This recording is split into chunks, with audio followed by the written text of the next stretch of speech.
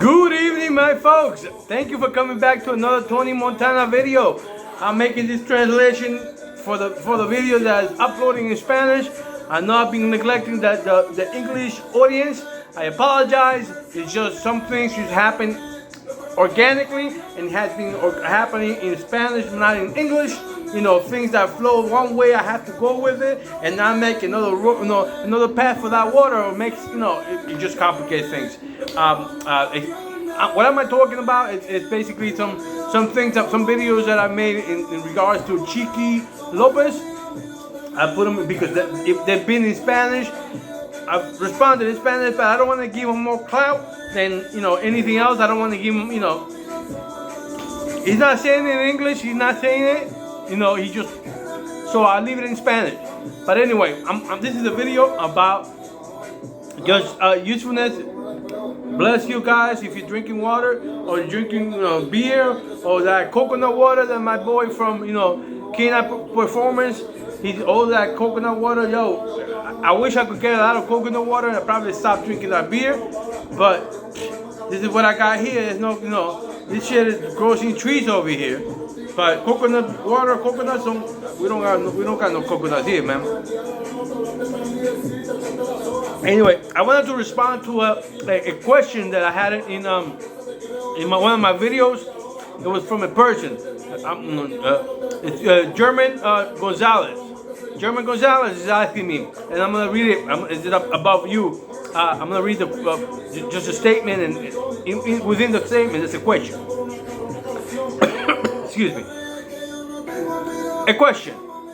I have an 8-month puppy that they sold me as an American Stanford. But now that he's big, I don't think he's 100%. I think he has more pull to the pit bull than a Stanford. The only thing is that he has pointy ears.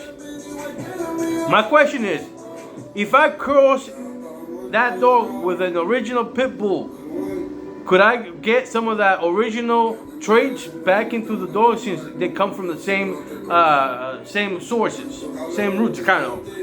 And here, I'm gonna answer for anybody that has the same question, wonders about that same thing. I'm gonna give you an example. Imagine the American Pit Terrier is the perfect soup. Delicious. Has everything you need in that soup. It tastes delicious. Now, you bring something, a piece of manure. Excuse me, and I'm gonna use a piece of manure meaning anything else that's not an American Pit Terrier, okay? Not that any dog aside from the American Pit Terrier is a manure. Just simply saying, for this example, anything that's not an American Pit Terrier, if you bring that and you cross it, you put it into that perfect soup, what happens? Just a tiny bit. Just a tiny bit. Are you going to drink that soup? Oh, no. What if I put more of that delicious soup into that mix? Would you drink it? No, I personally wouldn't. I don't know about you. I would not.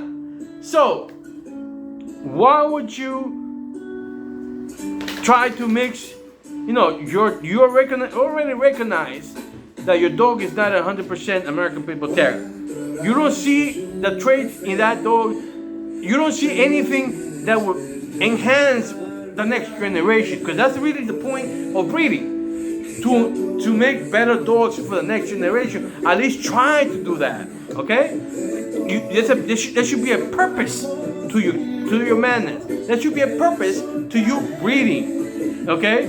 If you like, for example, I'm gonna give my example. Uncle is breeding. This is for me. For me, when I say me, it's me and my close family, my close friends. We're looking to see what the parents produce, and if they can. I personally chose those two dogs. I chose those two breedings. I chose those two pedigree because I chose them to be eventually brood animals. Okay? Oh, but you needed to test them. Oh, you needed to do this and that. You need to do that. Okay? I know how. That's a There's an intelligence to my madness. Okay? There's thought behind my madness. And like I tell people, just because you have a great performer doesn't mean you're gonna have a great producer.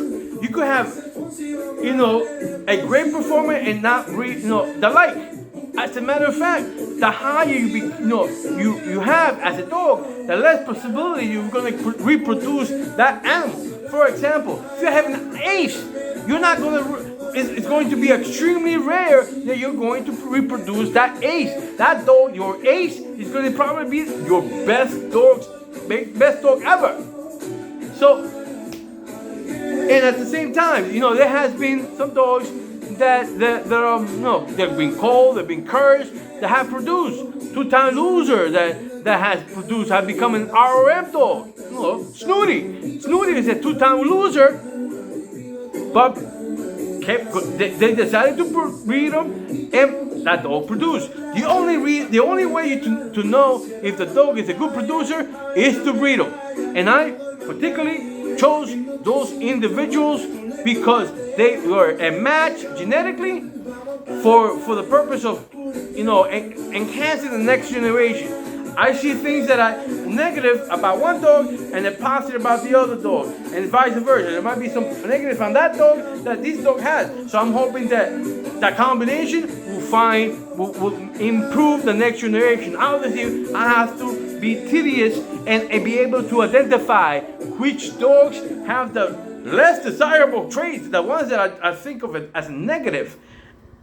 I have to identify that as, those individuals are a cull or are culls because they have the traits or the combination of traits that I do not like or want in my third generation. Because right now, these puppies are my first generation. I chose it. Like I said, it's different than other dogs like Awesome Buck. Awesome Buck, that guy, he had a female. He had a female, and he took that female to a guy that had a great male. And, excuse me, he went to Evo, the owner of Macho Buck, and asked him to breed to the Macho one-time winner. I don't know why he says that it was Victor. Victor had nothing to do with the decision to breed Macho to Cheyenne that produced Awesome Buck. Chico simply doesn't want to give credit where credit is due, and that's the way he is. He will try to change the reality of things when it's really, all the credit is due to the evil guy from the owner of MachoBuck.com. Thanks to him, Chico had Awesome Buck. Straight up. There's no lying to that, but Chico will say that. But here, if I get like a great dog, I think I have better credit because I chose those two dogs to bring them out, and I'm still thinking of making better dogs. Simple as that. Better acting, better, in the house. Look at this. Say hello to my Brazil friends, man. God damn it. Say hello, man. Like I said, they're just chilling.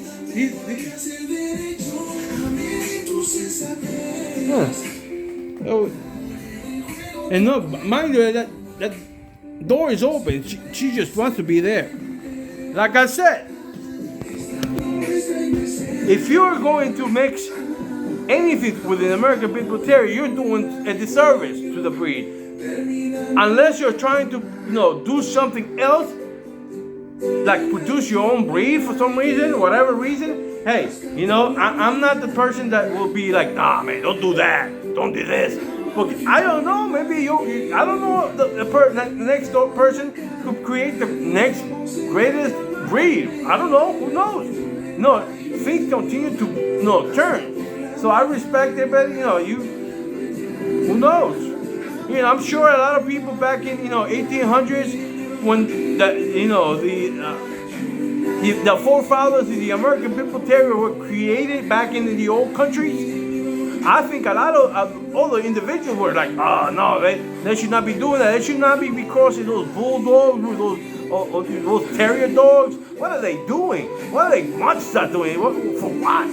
But now, when they brought those, we thank them for it. Maybe in 200-300 years, but anyway, I'm going through it, but I'm trying to give you a thought that we have to be respectful and understand we don't know everything. We're just trying to do the best we can, and but if your point is trying to have dogs that are closer to American People Terrier, don't start by mixing what's not an American People Terrier with an American People Terrier. Start with 2 American People Terriers, as this guy said, original American People Terriers, and work from there. Simple as that. Simple as that. But anyway, I'm going to finish this beer. I hope you enjoyed this video. This is Tony Montana. Say hello to my little friends.